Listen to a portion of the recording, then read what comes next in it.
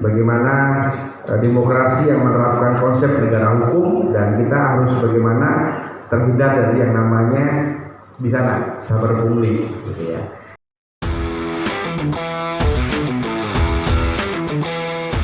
Memang ini kegiatan yang cukup penting di saat sekarang ini, di kondisi saat ini sedang dalam masa kampanye. Dalam masa kampanye dari paslon-paslon yang ada di Kota Cilegon yang sudah ditetapkan oleh KPU, baik tingkat provinsi Banten yang ditetapkan oleh KPU provinsi Banten.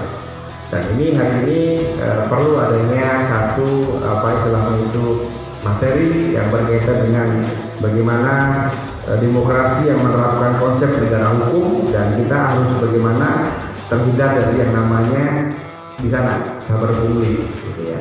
Banyak jawab juga ke sana, karena ini juga tadi bersama dengan tema kita pengembangan kehidupan berdemokrasi, sudah pasti ya bagaimana demokrasi itu berjalan dengan bagaimana mestinya, gitu. Dan pasti Bapak Ibu sekalian, sama-sama kita harus menjaga, bagaimana situasi kondisi saat ini menjadi kondisi yang tetap sejuk ya, tetap berjalan sebagaimana mestinya, dan jangan sampai ada hal-hal yang tidak kita inginkan terjadi di wilayah kita ini. Karena saber pungli ini juga berkaitan juga dengan negara hukum, dan juga kita ini bagaimana membangun negara kita ini, membangun daerah kita ini, membangun bangsa kita ini dengan kejujuran, dengan potensi yang ada. Insya Allah negara kita, daerah kita ini adalah daerah yang berlaku beribadah berkufur. Dengan catatan kita sama-sama ya bergerak bersama, komitmen bersama dalam rangka kita menghindari yang namanya pungli. Gitu ya. Karena pungli ini juga menjadi hal yang itu merusak negara kita di konteks kaitan dengan negara hukum.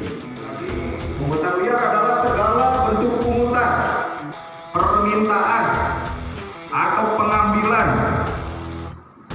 yang tidak diatur oleh undang-undang. KTP itu dimintakan oleh negara, ya diatur oleh peraturan daerah, diatur oleh undang-undang, sehingga masuk dalam kategori PNBP, ya penerimaan negara bukan pajak, itu sah. Gimana?